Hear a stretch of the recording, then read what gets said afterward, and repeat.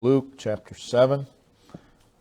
Read the same verses 11 through verse 17. It came to pass the day after that he went into a city called Nain. Many of his disciples went with him, and much people. Now when he came nigh to the gate of the city, behold, there was a dead man carried out, the only son of his mother, and she was a widow, and much people of the city was with her. And when the Lord saw her, he had compassion on her, and said unto her, Weep not. And he came and touched the bier, and they that bare him stood still. And he said, Young man, I say unto thee, arise. And he that was dead sat up, began to speak, and he delivered him to his mother.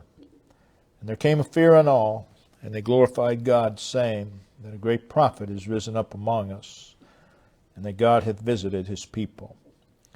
And this rumor of him went throughout all Judea, and throughout all the region round about. Again, what we have here is the account of Jesus entering and interrupting the life of a widow mother who's on her way to the cemetery to bury her only son. It's also an account of Jesus entering and interrupting the death of her only son. It's one of three instances of Jesus restoring a dead person to life, which is, of course, is a picture of the Lord saving a sinner. The other two, of course, being the daughter of Jairus and then of Lazarus. Again, the text opens with, and it came to pass the day after, which refers back to verses 1 through 10, when Jesus was in the town of Capernaum, which is on the shore of the Sea of Galilee, and there he healed a centurion's servant. So we see it's the next day, and Jesus went into a city called Nain. We're also told that many of his disciples went with him, and much people. Notice there in verse 11 those two words, with him. With him. So it is a large procession led by Jesus. Then in verse 12 we read, now, that would be in consequence of the fact that he went into a city called Nain. Now when he, and of course the procession of people following him, came nigh unto the gate of the city. And then notice what it says, behold. Again, our attention is being drawn to something. Behold.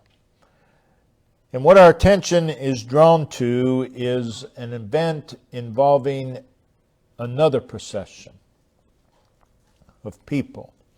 There was a dead man carried out, that is, of the city, and he was the only son of his mother, and she was a widow. And much people of the city was with her. Notice those two words, with her. So verse 11, we have with him. Verse 12, another procession of people, and it is with her. So we have two processions of people. In verse 11, again, a procession with him. The other, a procession with her. And these two processions of people, one is going into the city, one is coming out of the city. And they converge at the gate of the city, the entrance of the city. Or in the other case, the exit from the city. these two processions of people, again, they're not even similar, but they meet at the gate of the city. And then the text goes on to record a miracle of transformation that took place from this point. In this message, we're not going to concern ourselves with the miracle that took place. We want to look at these two different processions. Two different processions going in opposite directions. And as you look at these two processions, we must ask ourselves the question, with which of these two do we identify? With him? With her? These two processions really serve as a picture of life. Our subject this morning is two processions. We want to look at them side by side. Again, ask ourselves, to which do we belong?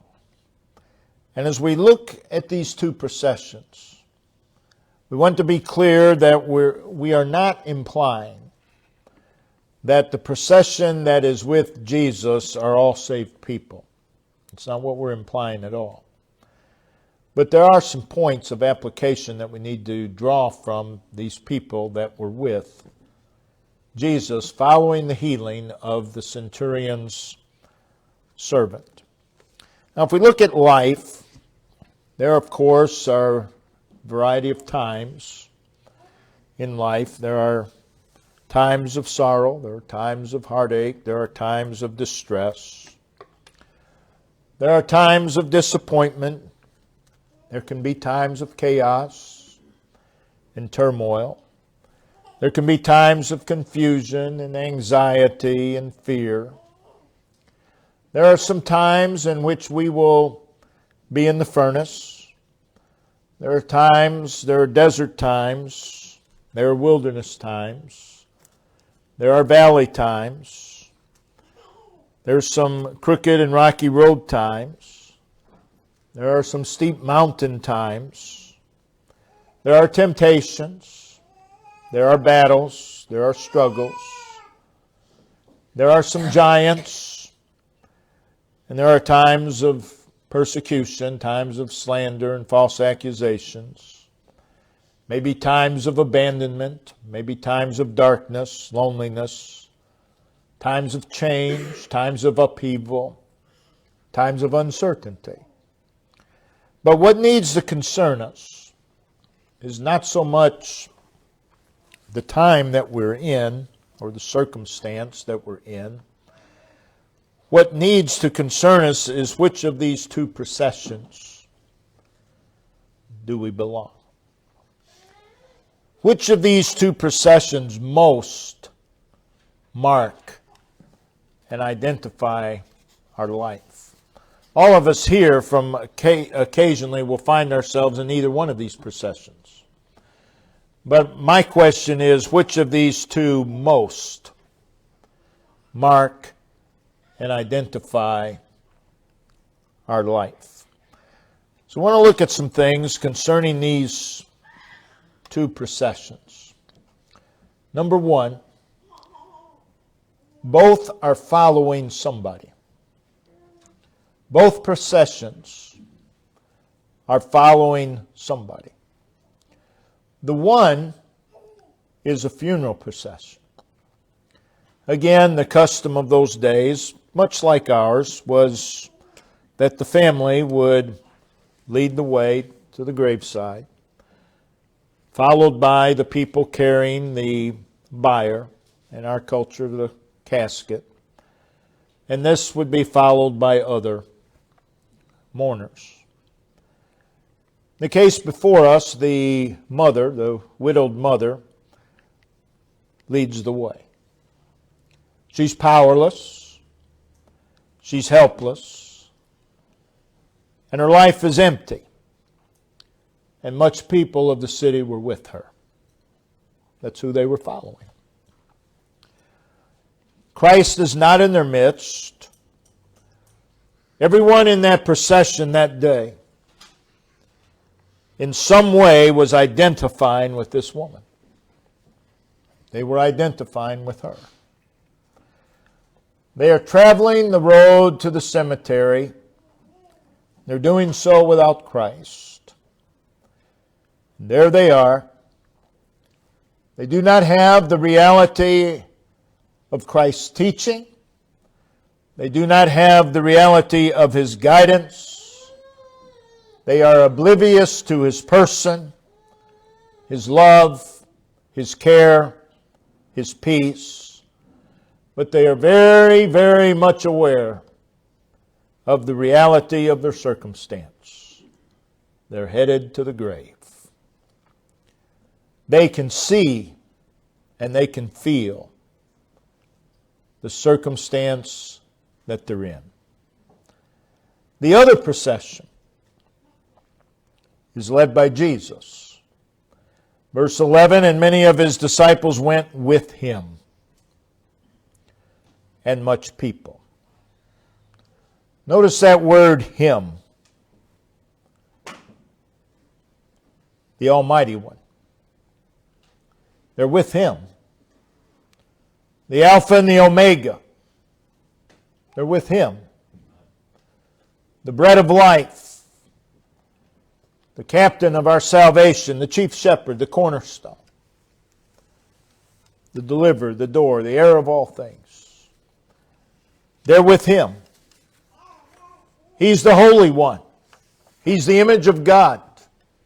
He's the King of kings. He's the Lamb of God. He's the Lord of all. And they're with Him. He's the light. He's the Lord of glory, the Lord of lords, the mighty God, Prince of life. He's the rock. They're with Him. He's the Word. That is, He is the expression and revelation of God. He's the way out of the pit of corruption, and He's the way into the presence of God. And they're with Him. He's the one who's almighty. He's eternal. He's immutable. He's infinite. He's omniscient. He's all sufficient. In Him is all fullness. And they are with Him. The other procession is without Him. They know nothing of Him. But this procession, they are together with Christ. Now don't doubt, most in that procession were not aware of the greatness of Christ. There was disciples and much people. But our point today is they were with Christ. They were together with Christ. What that means is that they are in the same place. And they're walking in the same direction. And they're walking at the same pace with Him. They are following in the steps of Jesus Christ. They're with Him. And with Him there is the reality of His presence. There is the reality of His voice. There's the reality of His power, His love, His care, His mercy, and His grace. So looking at these two processions, the one is following emptiness, hopelessness, and helplessness. The other is following fullness and sufficiency. And again, we must make personal examination. And which of these two most mark our life? Which of these two define the course of our overall life? With Him or with her? Secondly, both processions have a focus. By focus, we simply mean they have a focal point. Both processions have a center of attention. There's an emphasis in both processions. There's a priority in both processions. There is a subject, there is a main concern, there is an issue with both processions. Again, the one is a funeral procession. And the focus, that which has everyone's attention, and the subject and the main issue that surrounds and consumes them is death. You can't go to a funeral and not think about death. It's not possible. This is what has consumed them. Death and sadness has gripped their lives. And what is the focus of this procession is the consequence of sin. I'm not saying these people were outwardly wicked or anything like that. I don't know. But it is a funeral. And that is the consequence of sin. Death is the consequence of sin. This procession is dreary. I've yet to make the way to the graveside and hear people laughing. I hope I never do. It's not a time of laughter. The scene is somewhat depressing. And the scene is controlling and dominating them at this moment. What is on their minds at this moment is the burial, is death. And this is their life. For this moment, this is their life. Everything else is on hold. Nothing else at this time really matters. They're headed to the burial. Their life is on hold. People didn't go to work that day. People didn't follow through with their plans that day. It was all interrupted. Life is on hold. And they're consumed with their circumstance and their situation. The other procession, they see Christ. He has their attention. Everything is centered upon Him. Their thoughts, their emotions, their viewpoints are all about Him. So you look at these two processions. One is consumed in and overwhelmed and governed by their circumstances and their situation. And the other, Christ, is the subject. Christ is the emphasis. Where is our focus? What has our attention? Our circumstances and situations of life, or Christ? What controls and dominates our life? Circumstances and situations of life, or Christ? What is the core of our life? Circumstances and situations, or Christ? Both processions have a focus. To which procession marks our life? Also, thirdly, both processions have a frame of mind. The one is a funeral procession.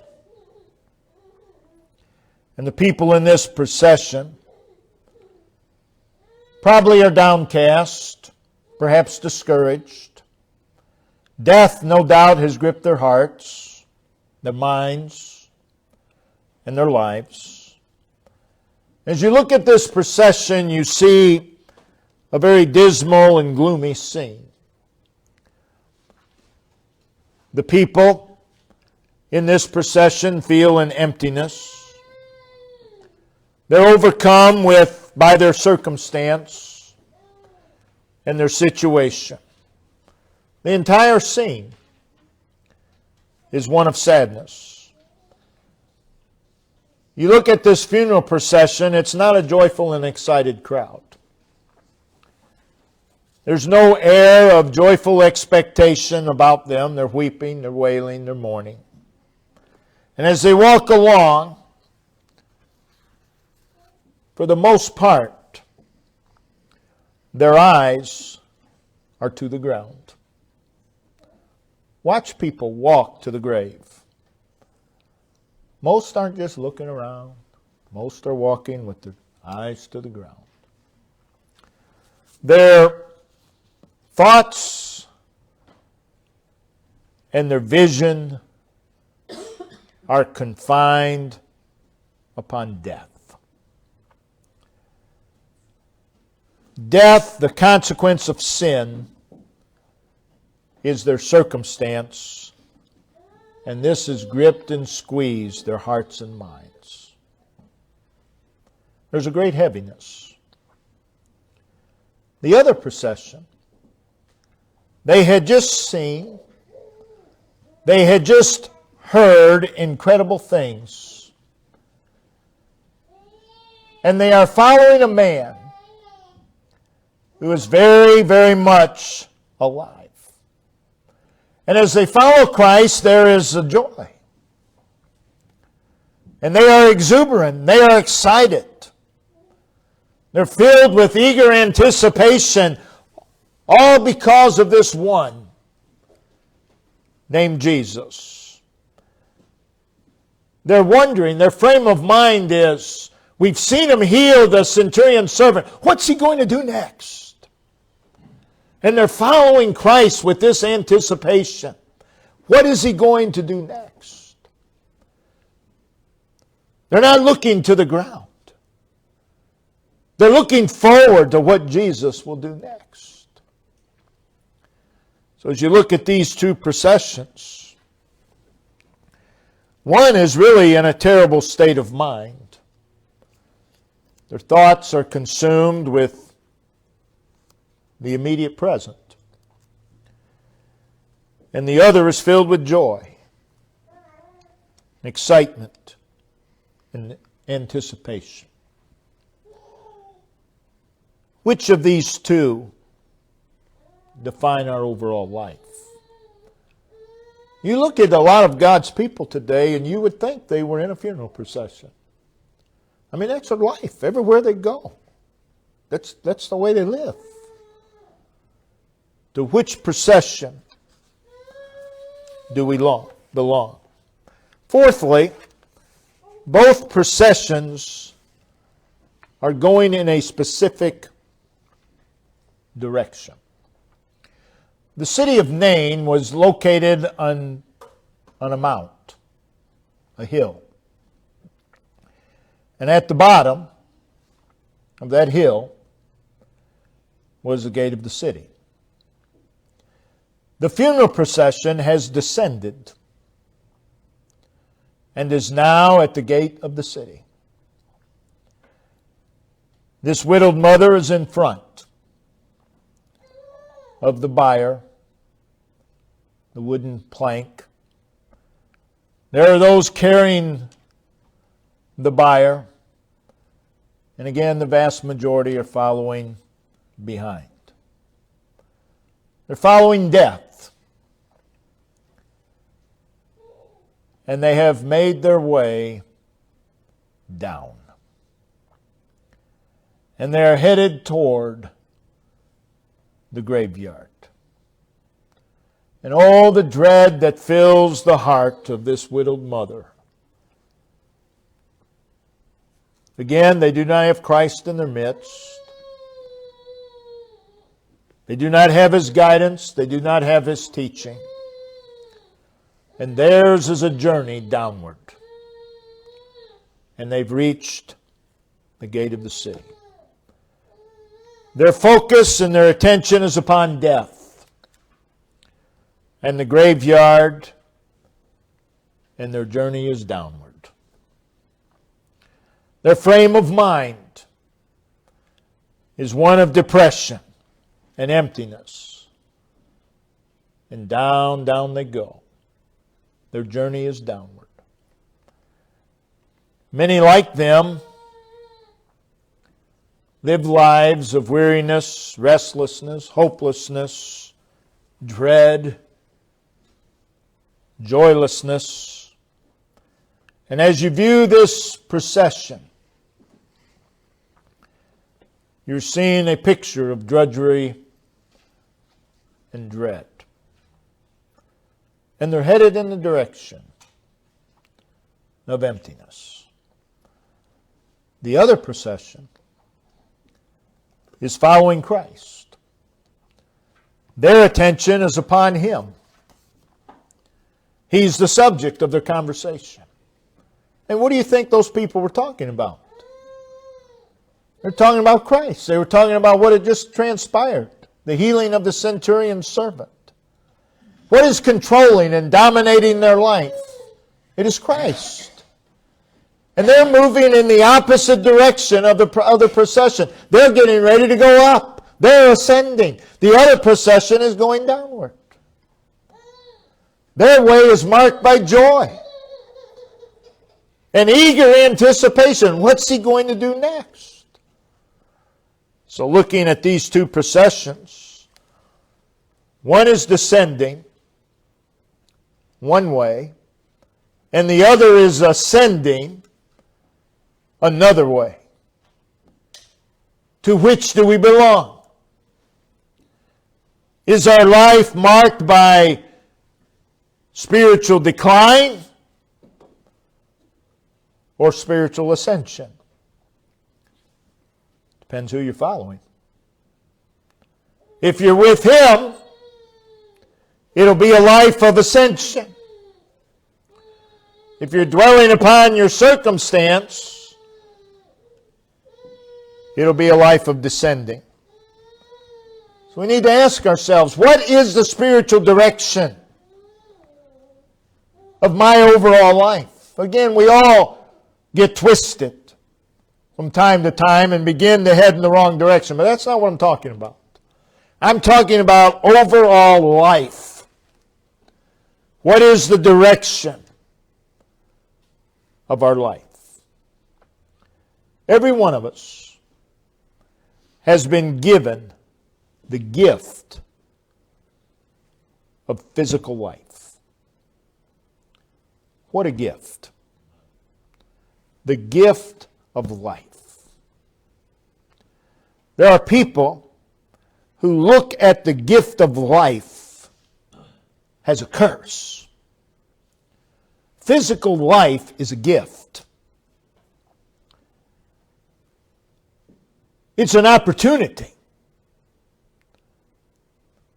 Everyone here is living the life that God has given us. We have the gift of physical life, and you have to live that life. And you have to live that life a certain way. These two processions give us a picture of life lived. The question is our life like a funeral procession? Or is our life a walk with Christ? A life of ascending. In our text, what transformed that funeral procession was Christ. And if you are living a life of descent, He's still the one who can transform that life. Your circumstances, well, all I need is a change in my circumstances and everything will be better. No, it won't. Because the circumstances aren't the problem.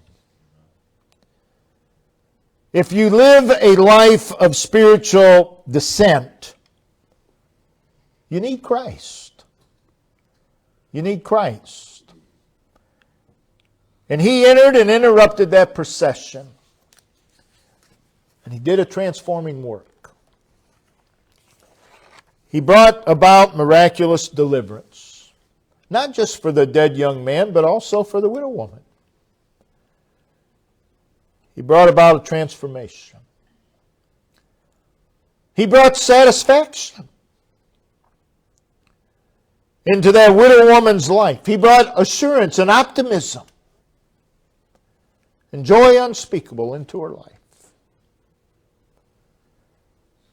And for people today who live a constant life of spiritual descent. And you see what happens is they just keep doing the same thing over and over. It just causes them to descend further and further and further. And they blame it on everything and everybody else, and they never look at themselves.